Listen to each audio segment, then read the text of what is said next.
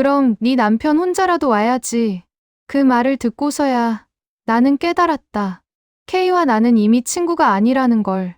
내가 출산을 보름 앞두고 있던 어느 날이었다. 친구 K에게서 전화가 왔다. K는 대학 시절 제일 가까웠던 친구였지만 아무리 생각해봐도 출산 직후에 결혼식에 가는 건 무리였다.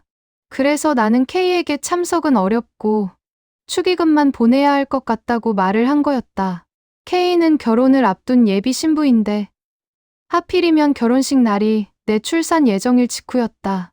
아이 낳고 한 달도 안 되어 결혼식에 가야 하는 거였다. 수유도 그렇고 내 몸 상태도 그렇고 아무리 생각해도 답이 없었다. 그래서 자꾸 와달라는 K에게 말했다. 미안한데 참석은 정말 안 되겠어. 미리 축의금을 보낼게. 그러자 K가 말했다. 그건 아니지. 그럼 네 남편 혼자라도 와야지.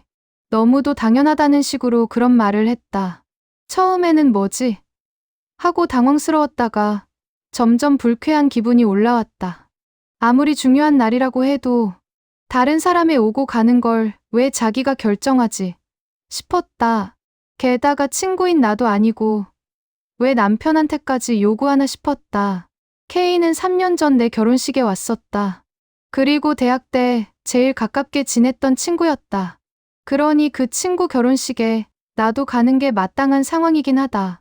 하지만 K가 임신, 출산은 안 해봤어도 출산 후 금방 외출이 어렵다는 정도는 알지 않겠나 했다.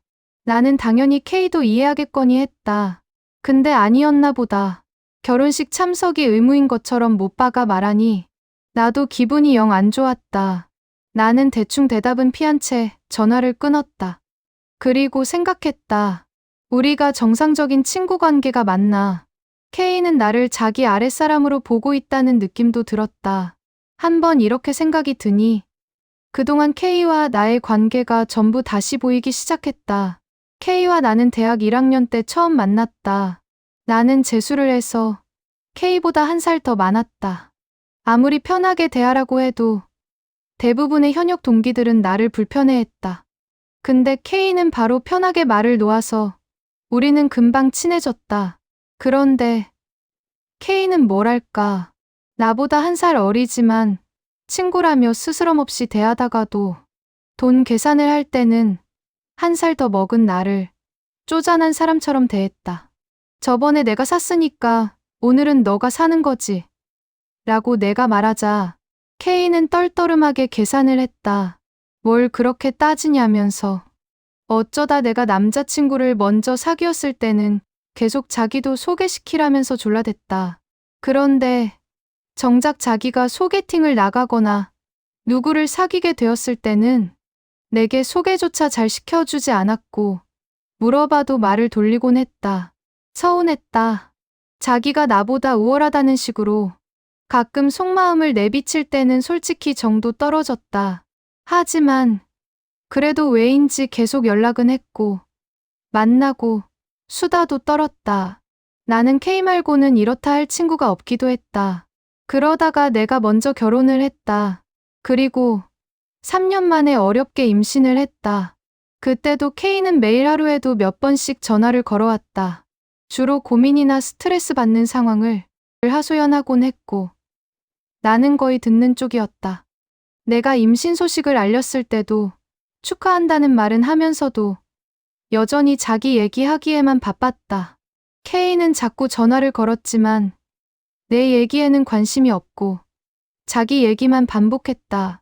이걸 할까 말까, 괜찮을까, 마음이 우울하다 등등. 듣다 보면 나도 피곤해지는 얘기들 뿐이었다. 내가 조언을 해줘도 듣는 둥 마는 둥. 내 말은 금방 끊기기 일쑤였고 다시 비슷한 하소연의 반복이었다. 점점 전화 오는 게 받기 싫어졌다. 전화를 받아봐야 일방적으로 K는 말하고 나는 들어주기만 해야 했으니까 좋은 얘기도 자꾸 들으면 듣기 싫은데 온갖 사소한 고민거리를 반복해 듣는 건 더 힘들었다. 내가 친하니까, 편하니까, 그런다면서 나만 붙잡고 늘어지니 더 갑갑했다. 해결책도 없고 내가 의견을 말해봐야 시큰둥하고 대체 어쩌라는 건지 몰랐다. 나중에야 알았다. K는 그냥 자기 말을 쏟아낼 상대가 필요했고 그 역할을 내가 하고 있던 거였다.